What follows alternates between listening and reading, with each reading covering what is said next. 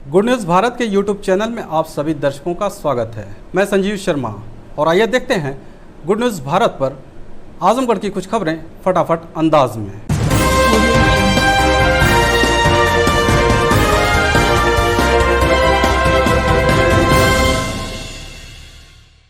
आजमगढ़ शहर की समस्या को लेकर पहुंचे व्यापारी नेता से नहीं मिले डीएम। व्यापारी नेता उनके कार्यालय के बाहर लेट कर किया प्रदर्शन। बता दें कि उद्योग व्यापार मंडल के जिलाध्यक्ष पद्माकर लाल वर्मा और गुट्टूर सेठ नगर की कई समस्याओं को लेकर गुरुवार को जिलाधिकारी कार्यालय पत्रक लेकर पहुंचे। इस दौरान जिलाधिकारी उनसे मिले नहीं। नाराज व्यापारी नेता पद्माकर लाल वर्मा डीएम कार्यालय के सामने जमीन पर लेट गए और विरोध जताया। कहा कि पिछले कई दिनों से व्यापारियों की समस्या के साथ नगर की समस्याओं को लेकर वह डीएम से मिलकर पत्रक सौंपना चाहते हैं, लेकिन बार बार उनको टरका दिया जा रहा है। आज वह फिर एक बार डीएम से मिलकर नगर की समस्या को बताना चाह रहे थे, लेकिन डीएम उनसे बिना मिले ही चले गए। उन्होंने कहा कि जिम्मेदार नागरिक होने के नाते नगर की समस्याओं को जिलाधिकारी के सामने ही रख सकते हैं, लेकिन उनकी सुनने वाला ही कोई नहीं है। उन्होंने चेतावनी देते हुए कहा कि जब तक कोई सक्षम अधिकारी आकर उनकी बात को नहीं सुनेगा, तब तक वह डीएम कार्यालय के बाहर जमीन पर ही लेटे रहेंगे। नाम है आपका? पद्माकर लाल वर्मा और गुट्टूर सेठ। क्या समस्या, आप जिलाधिकारी कार्यालय पे आके लेटे हैं? हम जाके जिलाधिकारी से मिलना चाह रहे थे और हमसे मुलाकात नहीं हो पा रही। मैं 3-4 बार 5 बार आके मिल हो चुका। अभी जिलाधिकारी महोदय थे, संगीता तिवारी से बात कर रहे थे। अभी हमसे बात करना लोग पसंद नहीं किए हैं। क्या समस्या है आपकी? बता दिए, सड़क की समस्या है, नाली की समस्या है, व्यापारियों की सुरक्षा की समस्या है। कब तक आप ऐसे लेटे रहेंगे? जब तक जिलाधिकारी महोदय आश्वासन नहीं देंगे तब तक लेटे रहेंगे। जातिगत जनगणना कराने की मांग को लेकर ऑल इंडिया यादव महासभा ने कलेक्ट्रेट पहुंच पीएम के नाम डीएम को सौंपा ज्ञापन। जिलाधिकारी कार्यालय पहुंचे ऑल इंडिया यादव महासभा के प्रदेश महासचिव अवधराज यादव ने बताया कि संसद के मानसून सत्र के दौरान सरकार द्वारा बताया गया कि 2021 में जातिगत जनगणना नहीं होगा। उन्होंने कहा कि सभी कार्य योजना जाति के आधार पर क्रियान्वयन होता है। सरकार के इस निर्णय से ओबीसी के समाज के लोग बहुत आहत हैं। उन्होंने बताया कि पशु पक्षी जानवर पेड़ पौधे व गाड़ियों की गणना तो है, लेकिन जातिगत जनगणना नहीं है। हम लोगों ने पीएम के नाम संबोधित ज्ञापन डीएम को सौंप सरकार से मांग किया है कि जातिगत जनगणना कराया जाए। ये जाति जनगणना कराए जाने के संदर्भ में हम लोग जिलाधिकारी महोदय को ज्ञापन आज दिए हैं और ये बहुत बड़ा विषय है, क्योंकि सारी योजनाएं इन्हीं जाति आधारित वर्गों में बटे हुए लोगों के ऊपर जो कार्य योजना बनती है इसी आधार पर बनती है। लेकिन सभी पशु पक्षी जानवर पेड़ पौधे गाड़ियों की जनगणना है, लेकिन जातिगत जनगणना नहीं है। तो इस इतने महत्वपूर्ण मुद्दे को लेके हम लोग जिलाधिकारी महोदय को आज ज्ञापन दिए।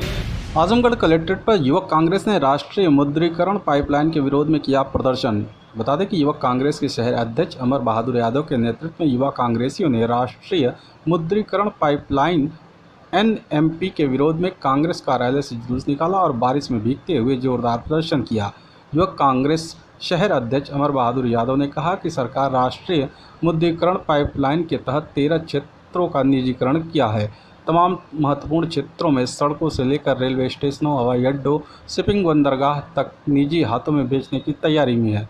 यह एक गंभीर मामला है। बीजेपी सरकार पूंजीपतियों के हाथ में खेल रही है। युवक कांग्रेस इसका पूरी तरह से विरोध करेगा। उन्होंने कहा कि प्रधानमंत्री अपने भाषणों में कहते हैं कि देश नहीं बिकने दूंगा का नारा देते हैं, आज अपने ही नारे को भूल गए। पूंजीपतियों के हाथ में खेल रहे हैं। जिन संपत्तियों को निजी हाथों में सौंपा जा रहा है वो संपत्तियां प्रधानमंत्री जी या बीजेपी की निजी संपत्ति नहीं है, यह देश की संपत्तियां हैं। देश की संपत्तियों को बेचने का किसी को अधिकार नहीं है। कांग्रेस पार्टी पूरी ताकत से इसका विरोध करेगी। आज हम लोग राष्ट्रीय अध्यक्ष यूथ कांग्रेस के श्रीनिवास जी के निर्देशानुसार, प्रदेश अध्यक्ष गणेश पांडे जी के निर्देशानुसार और राहुल जी के आह्वान पर आज हम लोग इस देश में मोदी सरकार द्वारा जो निजीकरण किए जा रहे हैं, रेलवे स्टेशनों, हवाई जहाज और एलआईसी सरकारी संपत्तियों जितनी है उनका निजीकरण किया जा रहा है, पूंजीपतियों के हाथों में दिया जा रहा है, और उसके विरोध में हम लोग आज विरोध प्रदर्शन किया जा रहा है। हम इस देश को पूंजीपतियों के हाथ में नहीं बिकने दिया जाएगा और हम लोग इसका पुरजोर विरोध करते हैं और इसलिए आज हम लोग युवा कांग्रेस के सभी साथियों के साथ आज इसका विरोध प्रदर्शन किया गया, जो निजीकरण किया जा रहा है सारी सरकारी संपत्तियों का। शहर के लाइफलाइन हॉस्पिटल के डॉक्टर अनूप ने आंखों के पीछे ट्यूमर का किया सफल ऑपरेशन, रमेश को मिली नई रोशनी। बता दें कि शहर के मड़िया स्थित लाइफलाइन हॉस्पिटल के प्रतिष्ठित चिकित्सक डॉक्टर अनूप कुमार सिंह ने प्रेस वार्ता कर बताया कि गाजीपुर जिले के निवासी रमेश यादव की आंखों के पीछे ट्यूमर था। वे कई मेट्रो सिटी में स्थित अस्पतालों में जाकर दिखा चुके थे। सब जगहों से उन्हें रेफर कर दिया गया। अंत में वह लाइफलाइन हॉस्पिटल पहुंचे। इनकी पूरी जांच कराई गई तो पता चला कि बाईं आंख के पीछे ट्यूमर है, जो इनकी रोशनी को प्रभावित करने के साथ ही आंखों को भी बाहर ढकेल रहा था। फाइनली हम लोगों ने उन्हें बताया कि इसका इलाज सिर्फ ऑपरेशन है। वे ऑपरेशन कराने के लिए तैयार हो गए तो बीते 13 अगस्त को वे स्वयं व डॉक्टरों की टीम ने 6 घंटे तक चले इस ऑपरेशन के बाद सफलता प्राप्त कर पाए। आज रमेश पूरी तरह से स्वस्थ हो चुके हैं, साथ ही उनको नई रोशनी भी मिल चुकी है। डॉक्टर अनूप ने बताया कि इस तरह का ऑपरेशन बड़े महानगरों के अस्पतालों में ही अब तक संभव था, लेकिन अब आजमगढ़ जिले में भी इसका सफल ऑपरेशन हो सकता है। पिछले 1 साल से अपने बाईं आंख से परेशान थे और इसमें लगातार बाईं आंख की रोशनी उनकी धुंधली होती जा रही थी और बाईं आंख बाहर की तरफ निकल के आती जा रही थी।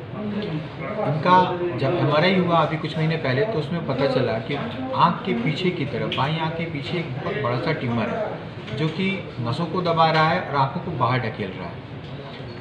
इस डायग्नोसिस के साथ फिर ये तमाम जगह पे एक के बाद दूसरी जगह रेफ़र हुए। पहले मऊ से फिर ये बनारस गए, बनारस से फिर इन्हें लखनऊ मेडिकल कॉलेज रेफ़र किया गया, लखनऊ PGI से फिर ये दिल्ली एम्स के लिए रेफ़र हुए। तो एक तमाम चारों तरफ से परेशान होने के बाद फिर ये फाइनली लाइफलाइन आए और लाइफलाइन हॉस्पिटल में जब हम लोगों ने इनको देखा तो फिर हम लोगों ने इनसे चर्चा की कि भाई इसका इलाज ऑपरेशन है।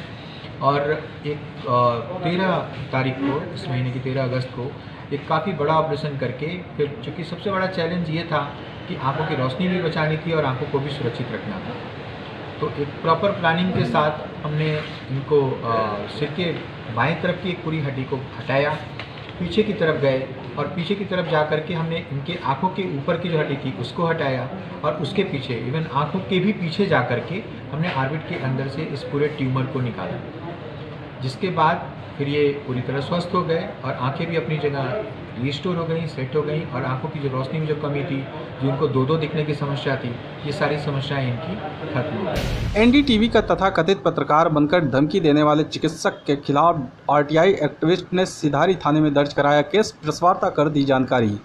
बता दें कि जिले के सिधारी थाना क्षेत्र के कटघर गांव निवासी RTI एक्टिविस्ट पतरूराम विश्वकर्मा ने प्रेस वार्ता कर बताया कि उन्होंने यूपी के होम्योपैथिक मेडिकल कॉलेजों में भर्ती में हुए धांधली को जब उजागर किया तो उनके मोबाइल पर NDTV चैनल का तथाकथित पत्रकार अनिलेश दुबे बनकर धमकी दिया गया। इस मामले में जब उन्होंने छानबीन शुरू की तो पता चला कि फ़ोन करने वाला चंदौली जिले के भगवाड़ा CHC केंद्र पर तैनात चिकित्सा अधिकारी रविकांत सिंह हैं, जो कि उन्हें फ़ोन पर धमकी देते थे। इस मामले में RTI एक्टिविस्ट पतरूराम विश्वकर्मा ने सिधारी थाने में चिकित्सक डॉक्टर रविकांत सिंह के खिलाफ मुकदमा दर्ज कराया है।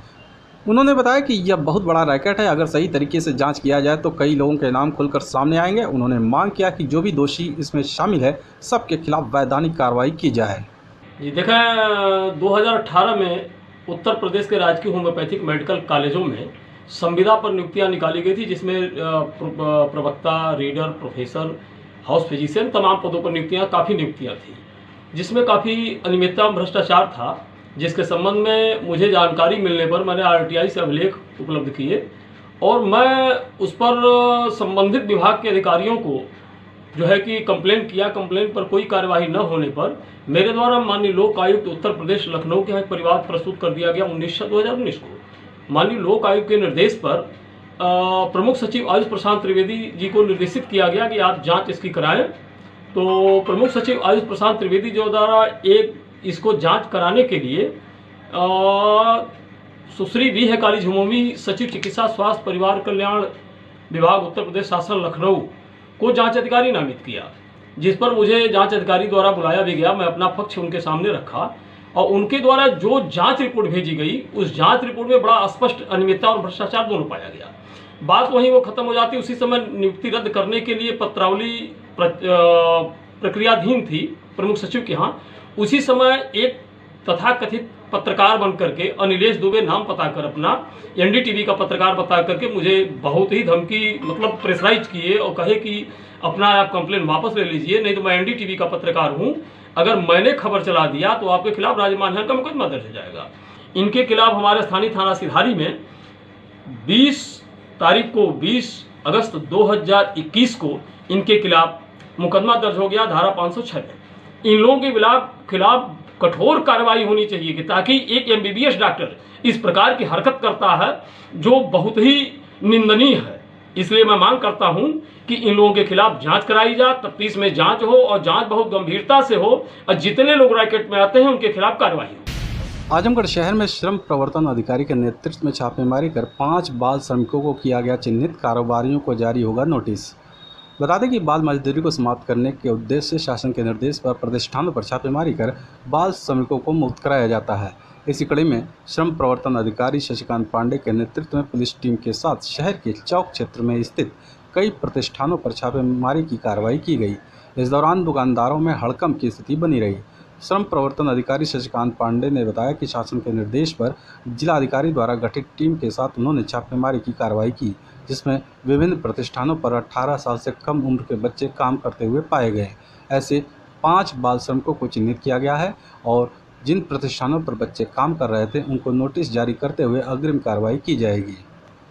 शासन के निर्देश पर जिलाधिकारी महोदय द्वारा गठित टीम, जिसमें श्रम प्रवर्तन अधिकारी हमारे सहयोगी श्री देवेंद्र सिंह, एएसटी प्रभारी निरीक्षक श्री सुशील कुमार यादव, चाइल्ड लाइन के प्रतिनिधि और एनजीओ के प्रतिनिधि थे, पुलिस बल था। हम लोग ने संयुक्त रूप से आजमगढ़ शहर में स्थित चौक क्षेत्र में स्थित प्रतिष्ठान, व्यावसायिक प्रतिष्ठान, वाणिज्यिक प्रतिष्ठानों पर बाल श्रमिकों के चिन्हांकन के लिए संयुक्त छापेमारी की कार्यवाही किया है।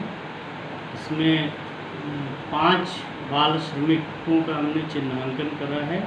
कार्य कर रहे थे, 18 वर्ष से कम की उम्र थी जिनकी, उनके सेवा योजकों को नोटिस जारी कर अग्रिम कार्रवाई की जा रही है। आजमगढ़ कलेक्ट्रेट सभागार में व्यापारियों के साथ सीडीओ ने की बैठक, दिए आवश्यक दिशा निर्देश। बता दें कि मुख्य विकास अधिकारी आनंद कुमार शुक्ला की अध्यक्षता में कलेक्ट्रेट सभागार में जिला स्तरीय उद्योग बंधु औद्योगिक एवं व्यापारिक सुरक्षा फोरम की बैठक की गई। बैठक में मुख्य विकास अधिकारी ने ईओ नगर पालिका आजमगढ़ को निर्देश दिए कि क्षतिग्रस्त सड़क चौक से पहाड़पुर एवं दलाल घाट से हर्रा की चुंगी तक को अविलंब सही कराना सुनिश्चित करें। बैठक में उद्यमियों व्यापारियों द्वारा अवगत कराया गया कि गांधी तिराहे के यहाँ सड़क टूट गई है, जिस पर मुख्य विकास अधिकारी ने पीडब्ल्यूडी के अधिकारी को निर्देश दिए कि गांधी तिराहे के यहाँ टूटी सड़क का सर्वे कराते हुए 1 सप्ताह के अंदर बनाना सुनिश्चित करें। मुख्य विकास अधिकारी ने उपायुक्त उद्योग को निर्देश दिए कि औद्योगिक संस्थान में बंद इकाइयों के ऊपर 1 महीने के अंदर आवश्यक कार्रवाई कराना सुनिश्चित करें। उन्होंने अतिशीघ्र नोटिस जारी कर आवंटित जमीनों पर आवश्यक कार्रवाई न करने पर पट्टे को निरस्त करने का निर्देश दिया। बैठक में जिला समाज कल्याण अधिकारी के अनुपस्थित रहने पर मुख्य विकास अधिकारी ने स्पष्टीकरण लेने के निर्देश दिए। खबरों में हो चला है एक छोटा सा ब्रेक, आप देखते रहिए गुड न्यूज़ भारत।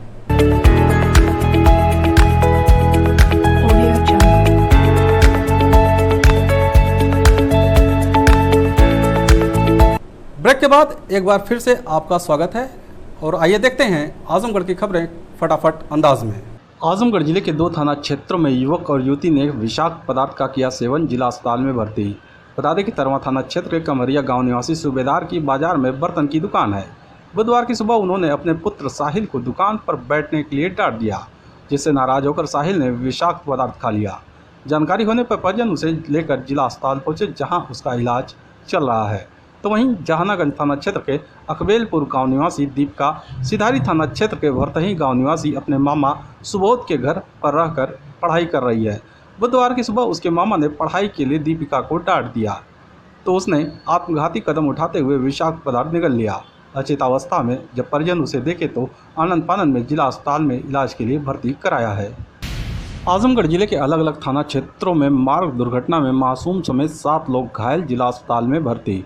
बता दें कि बिलरियागंज थाना क्षेत्र के पाती बुजुर्ग गांव निवासी अक्षय कुमार अपने मित्र परड़ी परानपुर गांव निवासी अनूप कुमार के साथ मंगलवार को दिन में बाइक से अंबेडकर नगर पीटीई की परीक्षा देने गए थे।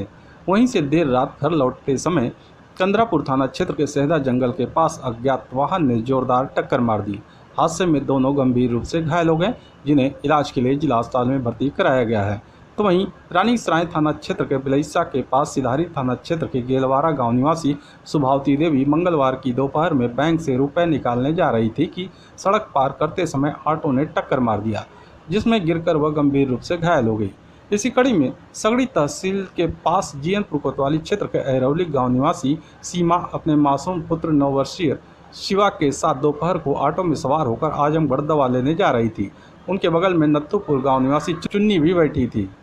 कुछ दूर जाने के बाद अनियंत्रित ऑटो पलटने से तीनों गंभीर रूप से घायल हो गए, जिन्हें इलाज के लिए जिला अस्पताल में भर्ती कराया गया है, जहां डॉक्टरों ने घायल मासूम की हालत गंभीर बताई है। इसी क्रम में सिधारी थाना क्षेत्र के हैदराबाद गांव निवासी कौशल शर्मा मंगलवार की रात को नरौली से निमंत्रण कर बाइक से घर लौट रहे थे कि जमालपुर के पास सामने से आ रही बाइक सवार ने टक्कर मार दी।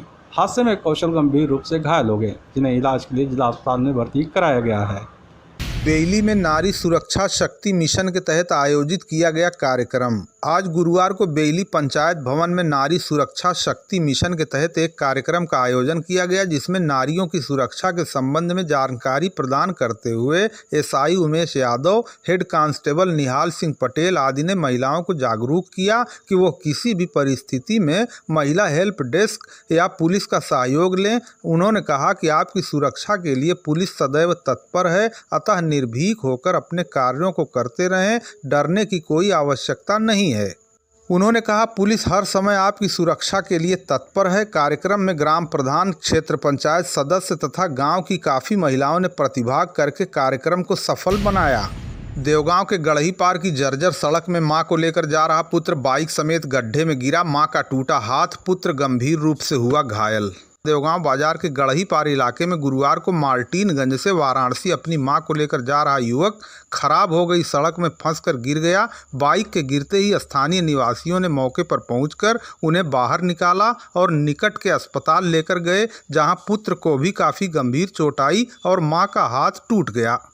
स्थानीय निवासी और मिर्जापुर के पूर्व प्रधान रिजवान अंसारी, जावेद अहमद और रियाजुद्दीन ने बताया कि इस रोड से राहगीरों का गुजरना अब खतरों से खेलने से कम नहीं रह गया है। गड्ढों में पानी भर जाने से इसकी गहराई का अंदाज़ा नहीं लगता, जिसका नतीजा ये होता है कि लोग बाइक लेकर इसमें गिर जा रहे हैं और घायल हो जा रहे हैं। उन्होंने कहा सरकार को इस पर ध्यान देना बहुत ज़रूरी है। इस मार्ग से रोज़ लाखों लोग सफ़र करते हैं और प्रतिदिन कई लोग हादसे का शिकार भी होते हैं। इसकी मरम्मत कराया जाना काफ़ी आवश्यक हो गया है, ताकि आवागमन करने वाले लोग और स्थानीय निवासी सुरक्षित रह सकें।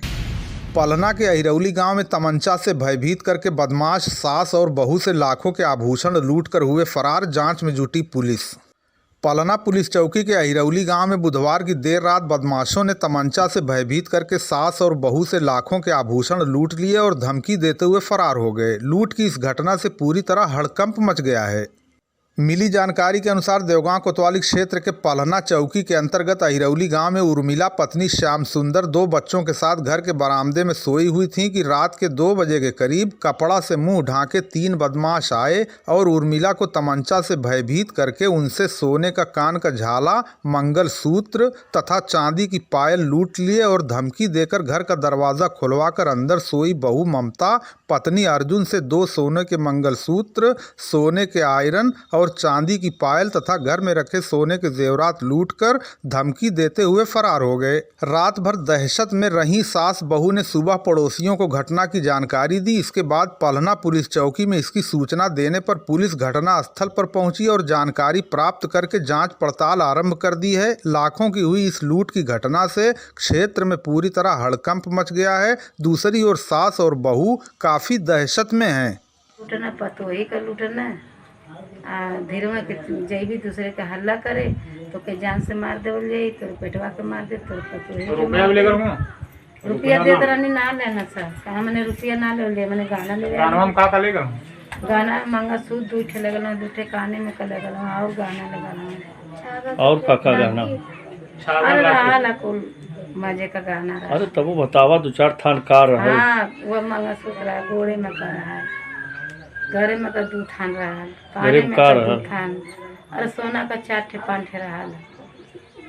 घर में सिकड़ी रख मंगलसूत्र झुमका काने का रहा।